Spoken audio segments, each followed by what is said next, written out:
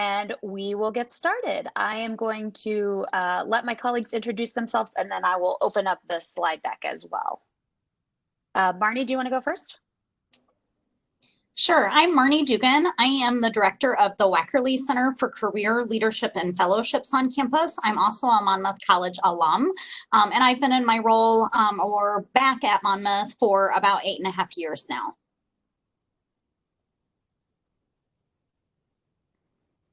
Okay.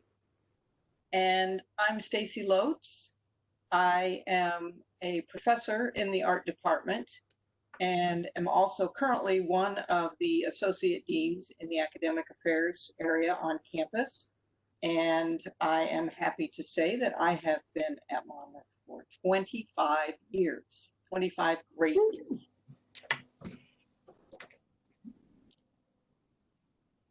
Okay, well, it looks like Kristen has our slides up, and I'm gonna start us, and then Marnie and I are gonna kind of tag team our way through these couple of slides.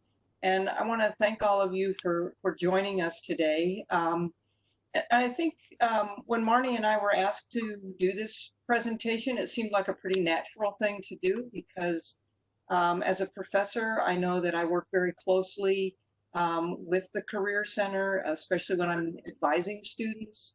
And we're talking about, you know, what are their options? What might they do for those undecided majors?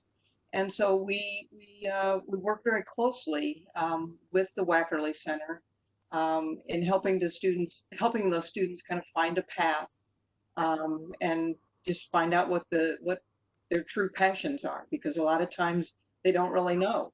And sometimes they change their mind halfway through too. So, so there are lots of folks kind of there waiting, I guess, with the big net to help catch and redirect students if they need that kind of support. From the classroom side of things, you know, we recognize that the first semester of college, the first year of college, can be really difficult. Not just in the classroom, but just kind of this transition in general. Students are moving away from home. They're moving away from you being there to remind them to do things, to put things on their calendar.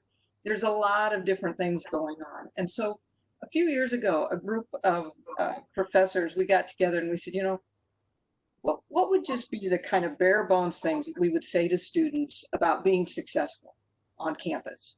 What do they really need to know? Like, right? None of the fancy talk, like just give it to them straight. What would it look like? And these are the points that we came up with: is thriving through the transition. We want students to understand that all the things that they're doing while they're on campus are connected, whether it's in the classroom, whether it's if they're athletes, extracurricular, they're in fraternities, sororities. All of the things that they'll be doing will eventually be connected, and they will see that connection. We want them to know that their experience is unique. We know that their experiences coming to us are unique, and we recognize that, and we like that. We like that all of the students are different, and we get excited about the fact that they're all going to have different experiences while they're with us as well. So we celebrate the uniqueness of all of their experiences. Here's a pretty straightforward thing. It's going to take some work. You're going to have to do some work if you really want to be successful. That goes kind of without saying, no matter what you're doing, whether you're in school or not. It takes work if you want to be successful. We also know that when you're working hard, sometimes you fall down a little bit. I always use the analogy that you kind of get off in the gravel. It's like driving down the road, and all of a sudden you're in the gravel and you hear gravel kicking up under the tire, and you swerve quickly to get back on the road. You know, hang in there, get back on track. It's okay. It's not the end of the world. You know, it takes time, and which is the next point. You know, sometimes you fall down a little bit, you get up. As I mentioned earlier, you know, there's a lot of support systems in place at the college, whether it be through a student's academic advisor, maybe just an advisor that they have outside of an area that they're interested in. Could be Penny, the omelet lady who works in our cafeteria. She's a great support person for our students. She listens well. She asks them how they're doing. These things we know are important. So there's a group of people there to catch you if you do kind of if you fall down a little bit, and it's okay to fall down a little bit. We encourage students to get to know the system, understand that there are things in place. You know, there's a way that you get things accomplished. Sometimes there's a chain of command. All of our first-year students are connected with a first-year mentor. So these are peers, students who've been on campus 2-3 years. They know the system and they can help our new students to kind of find their way through, because it's a whole new thing that they have to learn. We also like to encourage the students and let them know that, you know, with this newfound independence that they have, comes some responsibility with it too. And that responsibility is, you know, whether that be going to class, making sure that you're keeping meetings, taking care of yourself, you know, checking in with others. There are responsibilities that you need to follow up with. I mentioned earlier that we have all the first-year students will have a faculty advisor. Some of you may know that your students have already met with a faculty person this summer and have registered for classes. When they get to campus, they're going to have a new advisor, which will be an instructor that they will see pretty much every day of the week. And that's why they've been assigned to them as an advisor, because they know that they're going to see those students on a regular basis. And also connected with that advisor is a first-year mentor. These are the peer mentors that we hire, we train them. There's a high expectation that they are helping first-year students to transition. Many of them were students that when we interviewed them, they said, you know, I want to be a first-year mentor because I struggled and there was a mentor there for me, and it was so important to my success that I want to do this job. And so I can tell you that our first-year mentors, they take very seriously what they do. They're very committed to helping their classmates be successful. Should students need extra help outside of the classroom, we have a Student Success and Accessibility Service office where students can go for tutoring, maybe academic coaches. We also have a person there who can help with accommodations. Should a student need any kind of special accommodations in the classroom or outside of the classroom. So that office exists and is there for students. That office exists, and this is kind of my segue to Marnie, in a space in the library that we call the ACE. And it's a few different offices together, and the ACE stands for Academic and Career Excellence. And so this is where we kind of toss or hand off the baton from the academic side into the kinds of careers and other kinds of maybe external advising that can go on. So Marnie, I'll let you take it from there. Thanks, Stacy. So yeah, as Stacy mentioned, the Wackerle Center, our Career and Leadership Center, actually currently lives in the ACE. I want to talk briefly about the other offices that are within the ACE, because it is a one-stop shop, if you will. Obviously, the theme of our presentation today is supporting student success, and you'll see a variety of different ways that we do that. But the ACE is where a lot of that support comes from, outside of the academic support that happens. And so within the ACE, which is located directly across from Einstein's, where the bagels and the coffees are. So coffee is. So obviously just a good thing to note. We're in a very popular spot here in the library.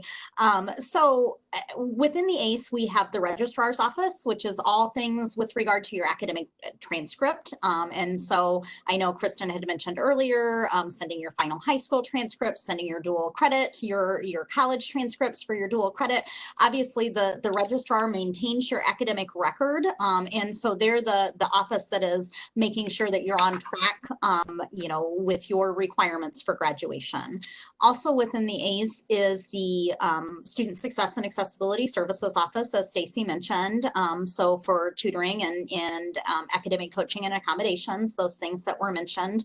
The Office of Global Engagement also lives within the ACE, and that office then can assist students to navigate a study abroad experience, whether that looks like a full semester abroad or some of the short-term trips that we have. So again, thinking of things that are happening both in and out of the classroom during your time at Monmouth that are enhancing your experiences. And then all of the pieces that go together and how students refer from different offices to get the information they need to make decisions about what classes they're going to take or what major they're planning to pursue, or how they're going to, how they can fit study abroad opportunities into their schedule during their 4 years here at Monmouth. So again, a lot of complementary services as far as the advising process goes. So I'll talk specifically now about some of the advising that happens within the Wackerle Center. And as Stacy already mentioned, we take a very collaborative approach, I think, on our campus with regard to advising students. And so a lot of things are happening, kind of in complement to each other. So as the students are receiving academic advising from their faculty advisor or advisors, they might have multiple. We're also having conversations in our office in the Career Center, really taking this holistic advising approach and really looking at, the whole student. And so having conversations about their academic goals as it relates to their career goals. And so one of the things that we do, as Stacy mentioned, with the first year mentors, we are very intentional through our office in scheduling appointments with first year students, which may sound interesting because as the Career Center, oftentimes students think, well, that's the place I go, upon exiting Monmouth. I go there when I need a resume and when I'm about to find a job. We really want, our culture is more the Career Center is where I should be each of the 4 years that I'm at Monmouth. So we really try to schedule those first year meetings. We use the first year mentors and are very intentional. So your student, your son or daughter will have an appointment with the Wackerle Center within the first semester of being at Monmouth. Now it's up to them to actually attend that appointment. So that's something to know and to maybe nudge them along if you are talking with them a few weeks into the semester, ask if they've had that appointment with Career Services yet. But that's very intentional because we want to introduce them to our office, introduce them to our staff, make sure they feel comfortable in the ACE, know what services and support are available, and then to, like I said, be able to tie those academic goals and career goals very early on. Many students will come in being undecided on their major. Again, that's fine. That's completely fine. So if you are in the audience and you're a little stressed because you're undecided on your major, please let me assure you, it'll all be okay. We have the opportunity to sit down and talk with you, again, both through the Wackerle Center as well as through your faculty advising. Use the time, especially in that first semester, to really explore, utilize the resources that are available. We'll have conversations with you. We'll, have you meet with us and do certain assessments. We'll have you talk to people. It's interesting, students coming into college at 18, 19 years old, you don't even know what things are available. And so that's part of what our, the work we do. We have the ability to help you explore and to connect you to people that can tell you about what they do and what the profession, what that profession looks like. So we work a lot with students with major and career exploration. On the flip side, many of you may be pretty decided on what you're going to do. And as Stacy mentioned in the earlier slide, you may get through your first semester and realize, uh-oh, this is not at all what I expected. Again, don't panic. We have the ability to sit down and talk with you about, okay, the things that were attracting you to that major and those career fields might very well and will very well transfer easily to another major and to other career plans and programs. And so again, the main message I kind of want to convey is we're here to help students navigate during their time. One of the ways that we do that is through accessing the Monmouth Alumni Network. We have the ability to reach out to alums, again, to host students, to talk with students, for informational interviews, or I heard somebody call it a curiosity conversation, just to be able to talk with someone that maybe works in the, I'm maybe interested in being a physical therapist, but I don't really know, kind of what the ins and outs and what I should expect and what I might like or not like. The best way to do that is to talk with someone, to job shadow someone, to build those connections. Oftentimes that turns into an opportunity for a professional mentor. And so we can make those connections for students. And I think that's one thing that's really important. We have this very personalized approach to that. That happens a lot at larger schools, but usually it's, the students are directed to an online directory where they have to navigate it on their own. We literally will sit in one of our offices, look through our alumni list and identify folks that we'll reach out to make that initial introduction for the student. And again, then, looking ahead, not all students, prepare to go right to work following their time at Monmouth. A lot of our students will move on to graduate or professional school, and our office can assist with that as well. Again, in a way that very much complements their advising they receive in their academic department. If they're, they should be talking with their advisor, their faculty members about graduate school programs and which schools are, the most reputable and have the best programs. And then again, they should refer to our office where we can assist them in staying organized with their application. We can assist them with writing, their writing materials for things like personal statements, their resumes, interviews. We do a lot of interview prep in our office, not just for employment, but for graduate school. What does that interview process look like? A lot of that in our office is really just building up the students' confidence so that when they get to the live interview, they're prepared. But it's really, really important to practice. And so our office serves that role.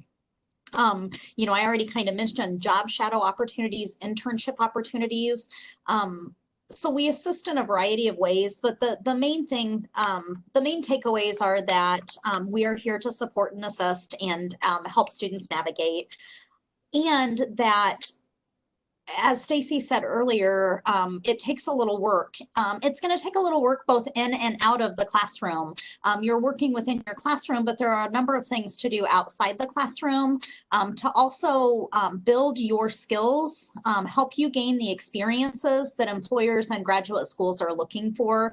And we are here to help connect you to those experiences.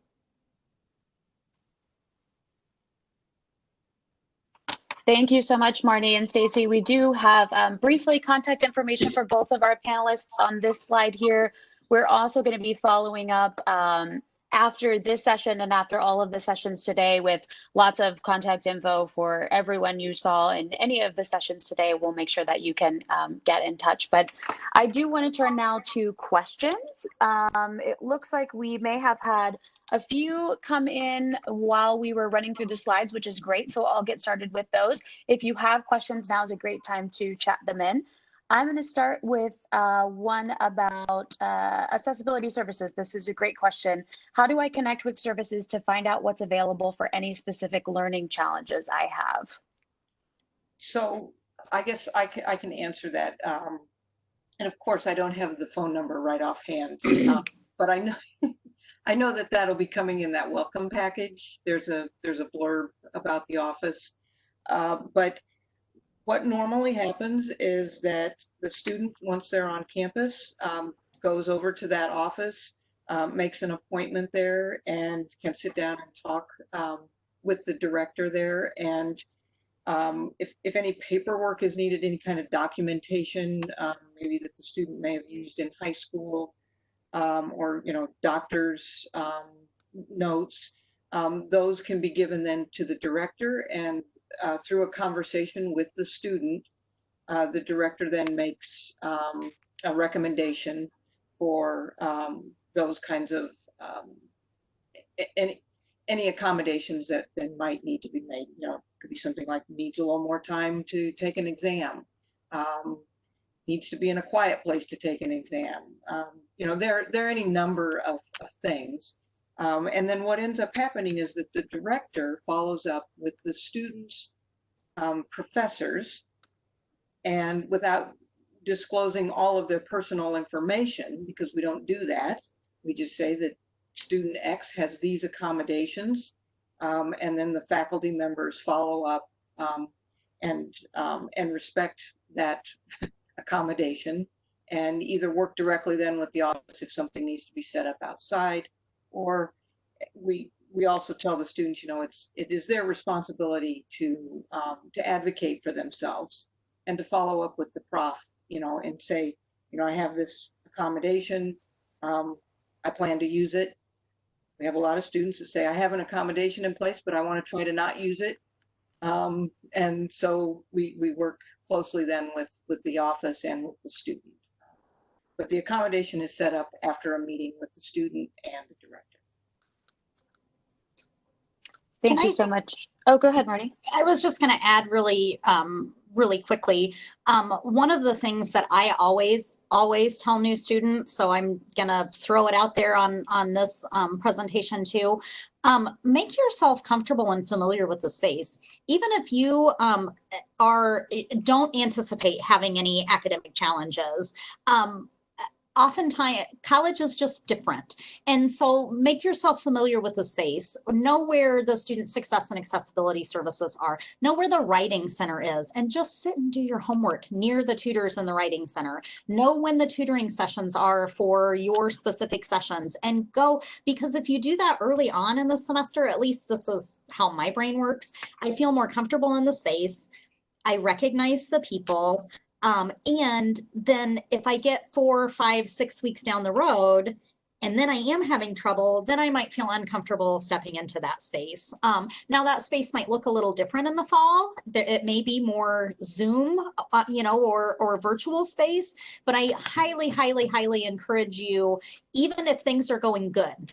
Actually, it's when things are going good is a good time to make yourself comfortable in those spaces. I think carving out at some point by your second year of college, like your go-to, I need to get things done space is critical. I had like a specific computer in a specific lab in a basement that was almost always empty. So it's really useful. And thank you to my colleague Julio Trujillo from the admission office, who I can see has put in the Q&A chat, which I think all of you should be able to see the phone number for our Student Success and Accessibility Services office. You can also, again, and I feel like a broken record at this point, but you can get in contact with your admission counselor as well, and we can put you in touch with the right folks from that office if needed. We've had a question about how do we know that you've received our final transcript and any AP scores? You can check this with, oh, and thank you for, I just got a comment that you can't see other comments in the chat. So we'll make sure to get that contact information up as a follow-up to this event. And again, in the meantime, don't hesitate to reach out to your admission counselor. But I apologize. Back to the question, how do we know that you've received our final high school transcript and any AP scores? We can confirm that through you in the admission office, especially for a final high school transcript. Some high schools do generate them automatically if they know where you're going to college. Once they have a final transcript, they'll just pop it off to us. So we may have received it even if you didn't officially request it. If we don't have it, we would be happy to let you know. Your admission counselor probably has been nudging you about it if we don't have it, but you can chat with that person and they'll be able to let you know. And then either our office in admission or the registrar's office can confirm receipt of AP scores. AP scores aren't typically available until right about now. So I'm not actually sure off the top of my head the date that they will become available this year, but it's usually not until early to mid-July. And then we'll get those credits applied. If that impacts your fall schedule in any way, sometimes it does. You've registered for a class because you just really weren't sure how that AP exam went, especially this year because AP exams were wildly different. You can get in contact with your summer advisor. We can help you make some changes to your schedule. And then the important thing to remember as well is there's always time to make changes to your fall class schedule once you get to campus in the fall. In fact, we have what is typically a full day called Scots Start. This year it's going to be a half day because we're condensing orientation just a little bit. That's dedicated exclusively to what do you need to get done before classes begin? Do you need to make any final schedule changes? Are you still needing to set up a payment plan? Or do you have outstanding paperwork with the financial aid office? We've kind of carved out this specific time just for all that kind of housekeeping stuff, because once you go to your first class, it's really hard to get back to some of those checklist items from the summer. So I am not seeing any other questions in the chat at this time, but we are also just about at 30 minutes, so I think that's perfect. A reminder that this session was recorded, so if you had to pop in and out, if you weren't able to catch all of it, the full video recording will be available in the next couple days once the video renders. And I want to thank you both, Stacy and Marnie, for being with us this afternoon. We had a great number of participants on this event, so I hope it was productive for all of you. The next session this afternoon will begin at 2:30 on student life and living on campus. So we hope to see some of you then. Thank you so much. Thank you. Bye, everyone.